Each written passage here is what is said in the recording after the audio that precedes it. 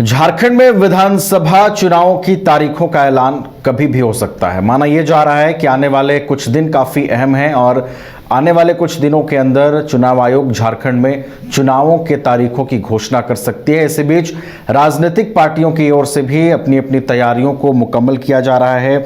झारखंड में क्षेत्रीय पार्टियों ने भी अपनी अपनी रणनीतियों को धार देना शुरू कर दिया है और बीते दिनों जयराम महतो ने अपनी पार्टी के कुछ उम्मीदवारों की सूची जारी की, जिसके बाद अब नजरें टिक गई हैं मुख्य विपक्षी पार्टी झारखंड की भारतीय जनता पार्टी पर अब निगाहें टिकी हुई हैं कि जयराम की जब पार्टी ने उम्मीदवारों की सूची जारी कर दी है तो जो अब राज्य की मुख्य विपक्षी पार्टी है भारतीय जनता पार्टी, उसकी ओर से उम्मीदवारों की जो सूची है कब जारी की जाएगी, ये देखने वाली बात होगी। तो लगातार चुनावों को लेकर हम आपको अपडेट्स दे रहे हैं। कभी भी चुनावों की घोषणा हो सकती है। चुनावों की तारीखों का ऐलान जो है चुनाव आयोग कभी भी कर सकता है। बीजेपी की रणनीतियां भी लगभग तय की जा रही हैं। जो विधानसभा चुनावों के प्रभारी और सह प्रभारी हैं लगातार झारखंड में कैंप कर रहे हैं। हेमंता बिस्वा जो जिनके हाथों में झारखंड की चुनावी कमान है, उन्होंने तमाम परिस्थितियों को ठीक ढंग से समझने की कोशिश की है। जैसा कि उनके बयान हम आपको दिखाते रहे हैं, भारतीय जनता पार्टी की जो रणनीतियां हैं वो आपको दिखाते रहे हैं और बीते दिनों भी रांची के बीजेपी प्रदेश कार्यालय में तमाम जो बीजेपी प्रदेश के बड़े नेता हैं उनकी मौजूदगी रही और वहां पर चुनाव की रणनीतियों को लेकर जानकारी साझा की गई। हमारे साथ राजकुमार जुड़े हुए हैं हमारे सहयोगी धनबाद से, इनके पास जुड़ते हैं और अधिक जानकारी लेते हैं। राजकुमार, देखिए कभी भी चुनाव की तारीखों का ऐलान हो सकता है, यानी कि झारखंड में जो चुनावी बिगुल है वो बच गया है, बस चुनाव की तारीखों का इंतजार है। और देखिए अब धीरे धीरे पार्टियों ने अपने पत्ते खोलने शुरू कर दिए हैं। अगर हम कोयलांचल धनबाद की बात करें राजकुमार, तो भारतीय जनता पार्टी की तैयारियां कैसी नजर आ रही हैं और बीजेपी कब तक उम्मीदवारों की सूची जारी कर सकती है?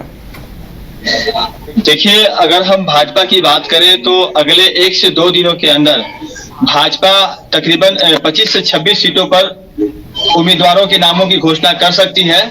इसकी जो सूत्रों से हवाले जो जानकारी मिल रही है, साथ ही कुछ ऐसे क्षेत्र जहां पर कि प्रत्याशियों में बहुत ज्यादा जीत नहीं है और गठबंधन में कितने सीटें जाएंगी, क्योंकि जदयू के साथ साथ भाजपा के साथ जो है वो आजसू और भाजपा का गठबंधन झारखंड में पहले से चल रहा है और जदयू हो सकता है कि इस बार झारखंड में भाजपा के साथ सहयोग में आ जाए। इसके अलावा एलजेपी भी ताल ठोक रही है कि वो एनडीए का हिस्सा है, उसे भी सीट मिलना चाहिए।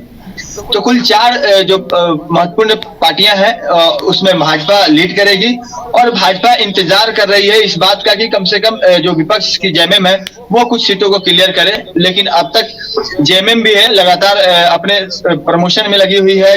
मुख्यमंत्री हेमंत सोरेन ने, अगर हम कल की बात करें तो धनबाद को 8 लेन का जो उद्घाटन किया उन्होंने, वो 8 लेन है उस पर भी धनबाद में रार देखने को मिली।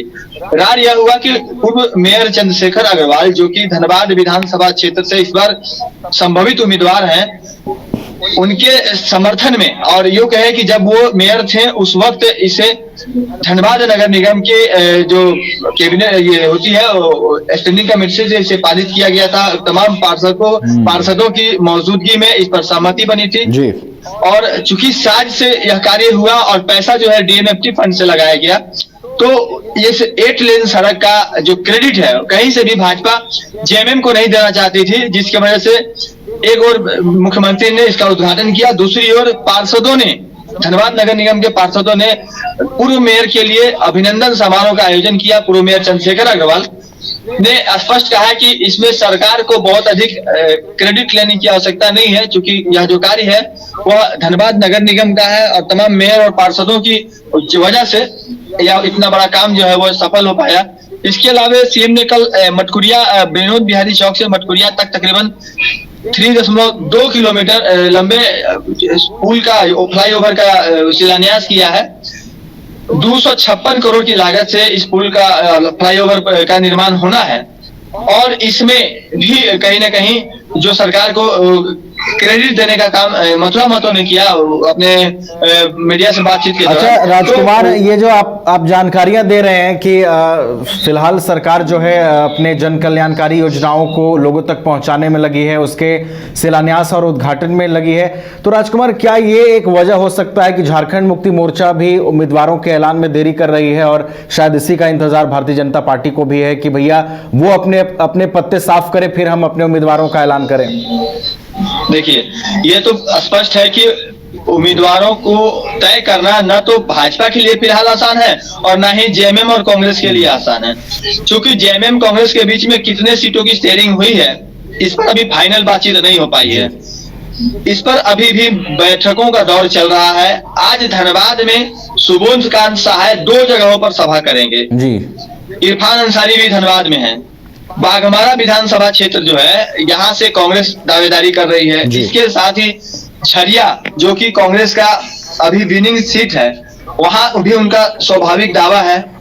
तो धनबाद में कम से कम 2 सीटें या 3 सीटें कांग्रेस लेने में सफल हो, ऐसी उनकी कोशिश है। इसके अलावा चंदन कियारी सीट पर भी कांग्रेस दावा करने जा रही है जी। तो कहीं ना कहीं यह जो है जेएमएम के लिए भी आसान नहीं है। अब हम अगर धनबाद की बात कर ले, धनबाद में 6 विधानसभा सीट हैं, तो टुंडी पर आजसू का दावा है और संभव है कि इस पे सुप्रीमो सुदेश महतो स्वयं चुनाव लड़े। चूंकि सिल्ली में वहां पर अमित महतो अगर जेबीके से जो जेल गेम है उससे चुनाव लड़ते हैं, जयराम की पार्टी से, तो वहां पर उन्हें जीतने में परेशानी हो सकती है, जिसकी वजह से वो टुंडी को सुरक्षित रूप से यहां से चुनाव लड़ना चाहेंगे। भाजपा के भी कई दावेदार, जिसमें कि पूर्व सांसद रविंदर पांडे के बेटे विक्रम पांडे का नाम है। इसके अलावा कई अन्य नेता भी है, राजीव ओझा का भी नाम चल रहा है। अगर हम सिंदरी आ जाएं तो सिंदरी में पूर्व विधायक, क्षमा करेंगे, विधायक अभी है और तबीयत खराब है उनकी, इंद्रजीत महतो की पत्नी तारा देवी सबसे प्रमुख और प्रबल दावेदार है। और यह भी पुराने भाजपा ही कह रहे हैं कि संभव है कि पूर्व सांसद पशुपति नाथ सिंह को भी भाजपा सिंदरी विधानसभा सीट से उतार सकती है।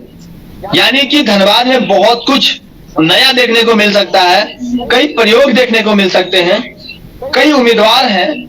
और अगर हम धनबाद जो सीट है उसकी बात करें तो धनबाद में विनिंग कैंडिडेट है राज सिन्हा। इसके अलावा अमरेश सिंह, पूर्व मेयर चंद्रशेखर अग्रवाल, एबी सिंह का भी कुछ दिनों तक नाम चला, हरेंद्र सिंह का नाम चला, रंजीत सिंह का नाम चला। इसके अलावा सत्येंद्र कुमार का नाम चल रहा है, संजीव कुमार का नाम चल रहा है, संजीव अग्रवाल का नाम चल रहा है। तो बहुत सारे दावेदार हैं। कुछ पुराने कार्यकर्ता भी हैं, पूर्व जिलाध्यक्ष भी हैं जो कि सीट के लिए दावेदारी कर रहे हैं, लेकिन फैसला आलाकमान को लेना है। झरिया सीट की बात कर ले तो भाजपा में रागिनी सिंह अभी प्रमुख दावेदार हैं, जो कि पूर्व विधायक संजीव सिंह की पत्नी है। पिछली बार वो दूसरे नंबर पर रही थी, पूर्णिमा नीरज सिंह से चुनाव हार गई थी।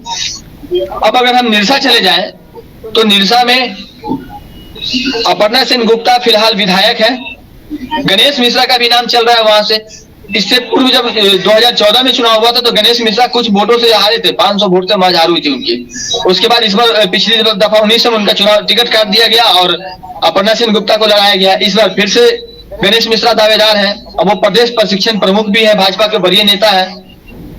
इसी तरह से बाघमारा अगर चले जाए तो अभी अभी सांसद बने हैं ढूलू महतो, वह सीट खाली हुई है और वहां पर उनके भाई शरद महतो दावेदारी कर रहे हैं। और अगर भाजपा में परिवारवाद वाली बात आएगी तो संभव है कि वो आगे में जाकर के भी टिकट की दावेदारी करें। जी चल रहा है धनबाद में और जल्दी आशा कर सकते हैं कि टिकट जो है क्लियर करेगी। चलिए, तो तमाम अपने गणित समझाया राजकुमार की किस तरीके से धनबाद कोयलांचल की जो सभी 6 सीटें हैं वहां पर किसकी दावेदारी मजबूत लग रही है। वर्तमान में जो विधायक हैं इन 6 विधानसभा सीटों पर उनकी दावेदारी कैसी है और कौन कौन से प्रबल दावेदार हैं जिनकी संभावनाएं लग रही हैं इस बार चुनावी मैदान में उतरने की।